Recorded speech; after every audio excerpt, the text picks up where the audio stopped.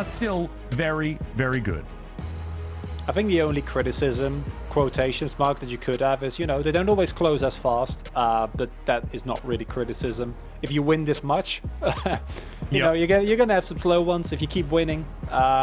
Meanwhile, on the other end, DRX, the stats tell us a story of a team whose early game is actually kind of rough, right? Like it's not bad. Greatest week that time around as well, but Showmaker bounces back with an 11-0-11 against Harmful Life Esports, which definitely looks a whole lot better.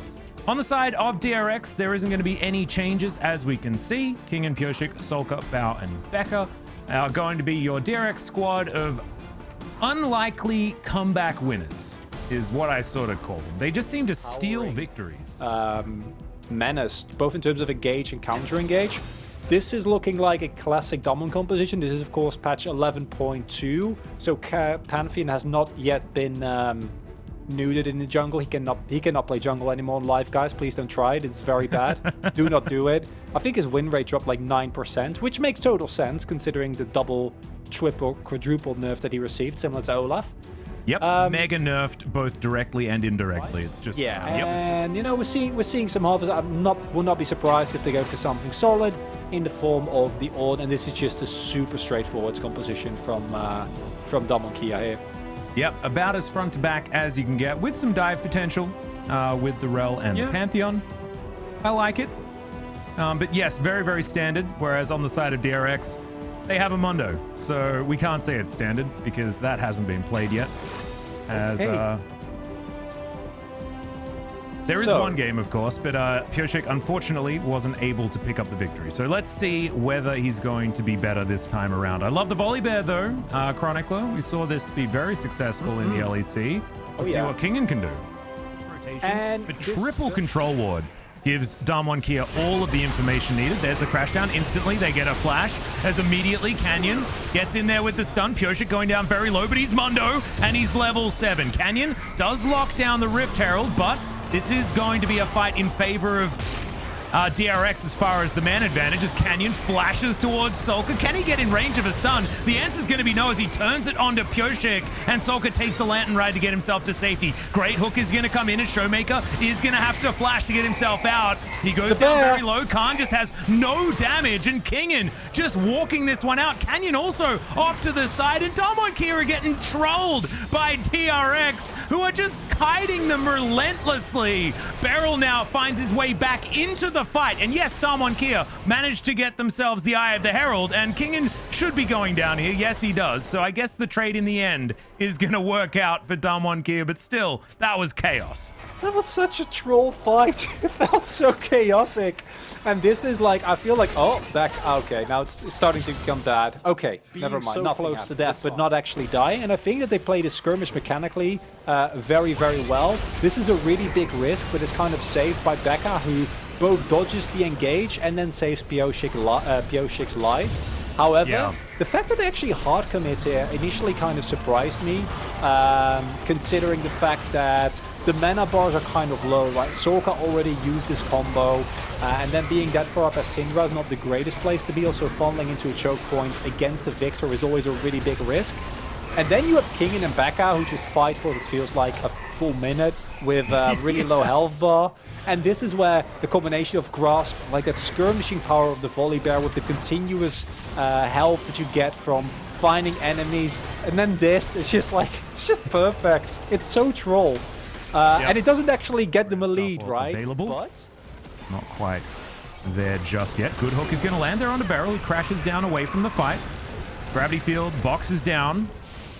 Not too much more. Chaos Storm just chilling in the backline, just trying to soften up the members of DRX where they can, and it looks like Damwon Kia are going to use this slight advantage to get themselves Shirley.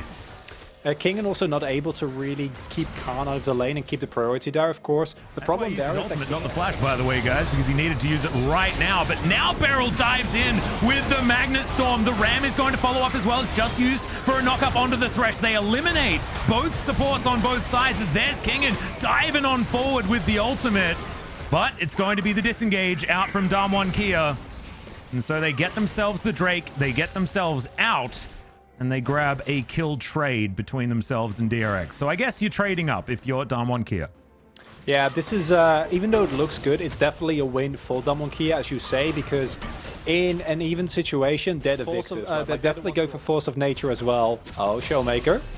Yep, Pyosik just gonna run at him. There's the chem tank, as at least the gravity field does some work, but the hook is so good from Becca. And now Canyon might have just delivered himself over to this squad. He's strong enough so that they do back away. Teleport comes in, cancelled there by Khan. As now Kingan's looking for the fight, but he's not necessarily winning it as of yet. We are gonna have just backing off towards the top side and the bottom side, and you can see that Ghost is going to reap the rewards by getting a free shot in mid. Feels like Becca's hooks are something else today. Saving this game for DRX by himself. And it's so important for this comp as well, because yes, the running fast at them looks funny, but without King in there, you don't have actual lockup, right? Like you have a Scatter the Weak, which is easy to hit with the Cleaver, but Mundo doesn't actually do that much, weird as it sounds. And that's why the fact that Becca predicts this hook is so incredibly important.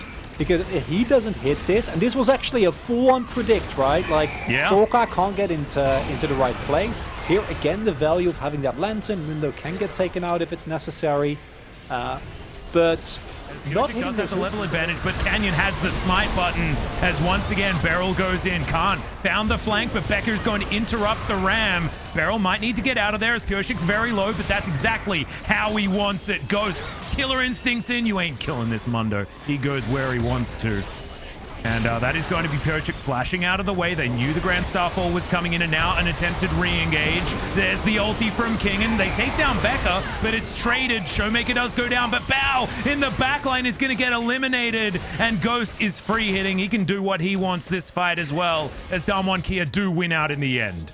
In terms of execution, that final turnaround that they do is perfect. But in terms of actual, is it a good idea? It's a big no-no, right? Because they hit the hook on Showmaker, they blow him up, but you're still in a really close corridor against the characters that love that, right? You have Ghost firing off Ikafian Reigns, you have Canyon with his empowered Q, like there's just way too much damage here.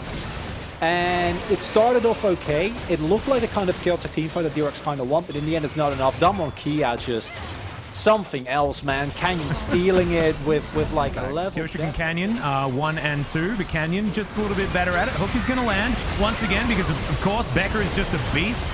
Does go golden. Pyosik going to have to run away. He's at exactly the health bar that he wants. As the ulti comes down, Ghost is going to get baited as well.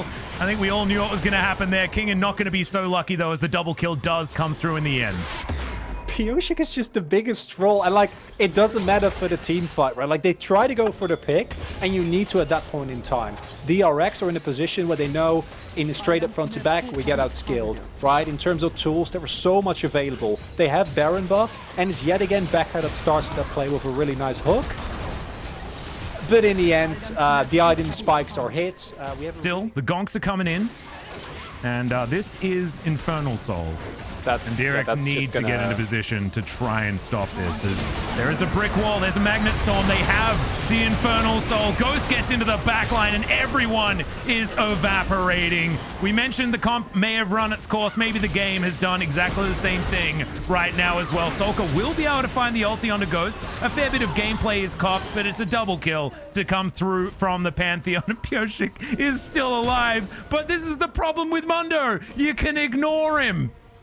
He does nothing at all. Ah, come on, give us the thumbs up, boys. Come on, fight it out. I want to see a fight to the death. This game is definitely over. Damonkia, you know, they entertain DRX, which I really appreciate. But when it comes down to it, unlike other teams that we've seen thus far that might fall for the antics, Damonkia just played this one out so cleanly, man. They don't give any openings. Their backline play is impeccable. Canyon, like you said, takes more damage than a Mundo. That's just, it's like from the beginning till the end of this game, it feels like Damonkia is always in control. They always have a plan and they always follow through. And it just